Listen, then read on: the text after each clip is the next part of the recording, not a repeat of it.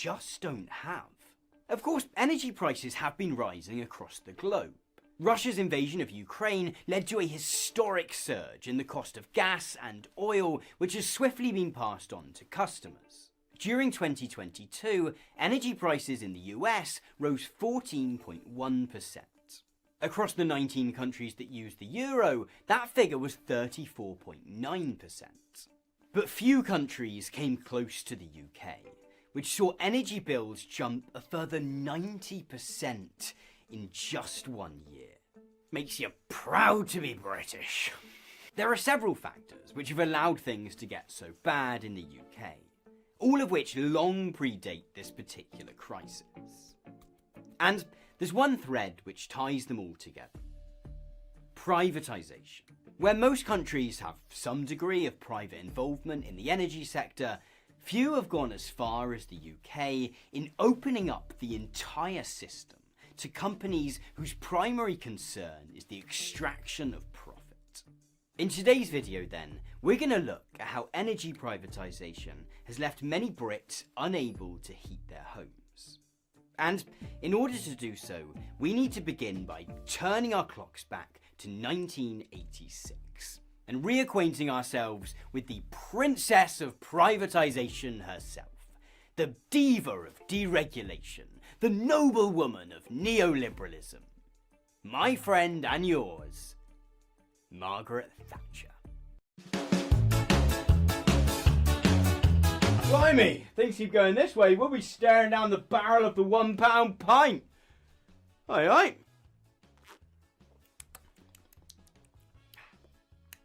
So, the story of energy privatisation in the UK begins with another TV clip. Sorry, Mike, gotta go. These British gas shares. It couldn't be easier to do. Phone his number, and they send you information on how to apply. If the CC, tell him, won't you? Now, if you're watching this video from outside the UK, or if you're under the age of 40, or maybe even both, this weird little advert probably means nothing at all to you.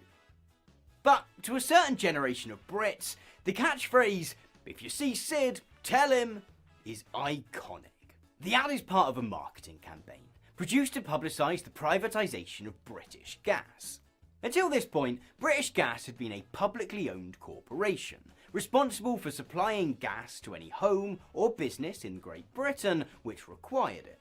You know, a lesser creator would have put a fart joke in here. In July 1986, however, the UK government, under the leadership of Conservative Prime Minister Margaret Thatcher, passed legislation ordering its privatisation. And look, I know gas isn't the most exciting thing in the world, but this was a big deal. In fact, British Gas's flotation on the London Stock Exchange in December of that year was due to be the biggest initial public offering, or IPO, of any company ever. It's just not very nice, is it? British Gas wasn't the first publicly owned entity to be privatised during Thatcher's tenure. The arms manufacturer, British Aerospace, half of the phone service provider, British Telecom, and the luxury car manufacturer, Jaguar, had all been sold off to private investors in the preceding years. It also wouldn't be the last. British Airways and British Steel, along with the country's electricity network, buses and trains, would all soon follow. There were three main motivations behind this string of sell-offs. The first was budgetary. Like all Conservatives, Thatcher was super keen on tax cuts for the rich. Over the course of her tenure, the top marginal income tax rate in the UK was slashed from 83% to just 40%. Corporation tax, that's the tax businesses pay on their profits, was similarly discounted from 52% to just 34%. Selling off a public asset or two was, in part, her way of covering the cost of these handouts to the rich. The second motivation was efficiency. Thatcher and her allies believed that privately owned companies were just inherently more efficient than those owned by the state. Further, in the case of industries like gas and electricity, privatisation opened the door to the introduction of competition. Rather than a single, state-owned gas or electricity supplier simply telling you how much your energy bills would be, multiple companies would be forced to compete for your business, which so the theory went, would lead to lower prices. We'll come back to that one, shall we? The third motivation for Thatcher's privatisations was purely ideological. She later wrote in her memoirs that privatisation was fundamental to improving Britain's economic performance. But for me, it was also far more than that.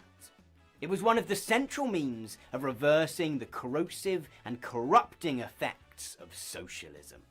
Others might have felt that it made sense for essential services such as energy, water and telecoms to be overseen by the government. This stuff is all pretty important after all. But to Thatcher and her allies, the existence of publicly owned utility providers was basically 3 steps away from opening up a gulag. In the case of British Gas, Thatcher's desire to inoculate the UK against socialism was furthered by the particular approach that was taken to the sell-off.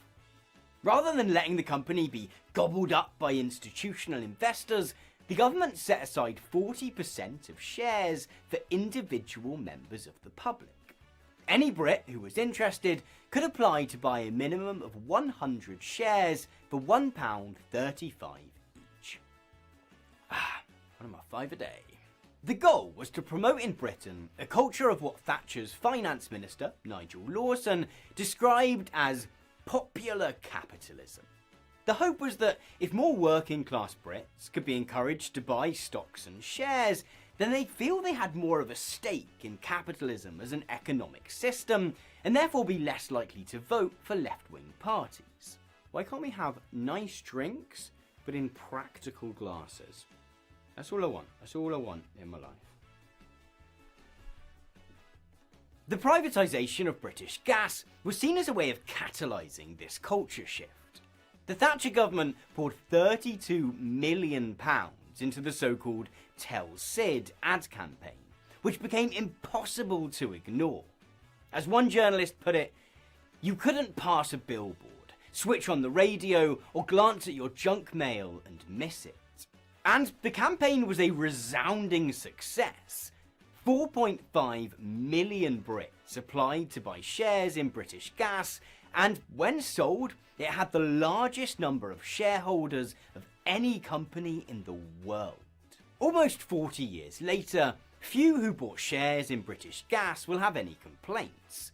By the end of the first day of trading, the value of each share had already jumped 9%.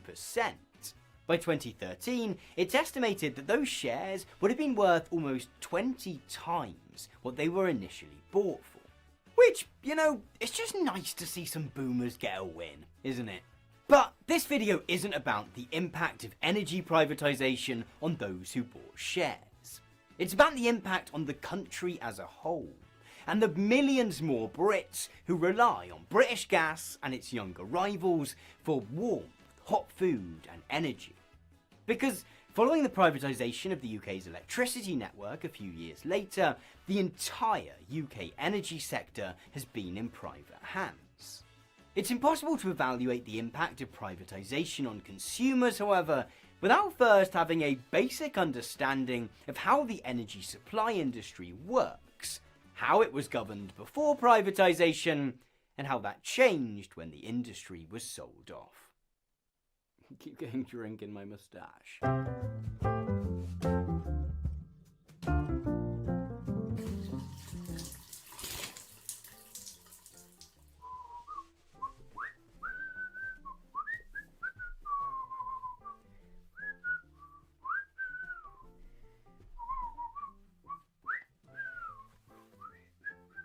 Good morning.